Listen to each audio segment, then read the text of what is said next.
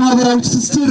በተለይም በብሔር በቋንቋ በእምነት ሳይገድባቸው የተለያዩ ቋንቋ የተለያየ እምነት የተለያየ ብሔር ያላቸው በአንድ ቲም በአንድ ቡድን እና የቡድን መንፈስ የሚሰራበት ስለሆነ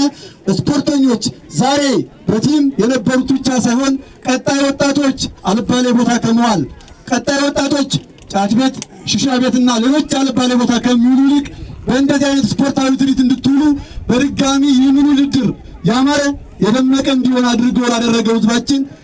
እጅግ አድርጌ እያመሰገንኩ ቀጣይ የአሸናፊዎች አሸናፊና ቀጣይም የምስራቅ ጎጃም ዞን 2019 የሚሰጠን ከሆነ ይህን ስታዲየም ሰፊውን ስፖርት ወዳድ ማህበረሰባችንና ልማት ወዳዱን የከተማችን ማህበረሰብ ይዘን በሚያምር አግባብ ስታዲየሙን ሰርተን ለውድድር ምቹ እንዲሆን እናደርጋለን። እጅግ አድርገን እናመሰግናለን። በመጨረሻም የስፖርት ወዳዱ ማህበረሰባችን ስፖርተኞች ዛሬ ብቻ በስፖርት የሚቆም ሳይሆን ሁሌም ስፖርትን ባህል ያደረገ ማህበረሰብ ባህላችንን እምነታችንንና አካባቢያችንን የልማት ሰንሰለት እንድናጠናክር እያልኩኝ እጅግ አድርጌ አመሰግናለሁ።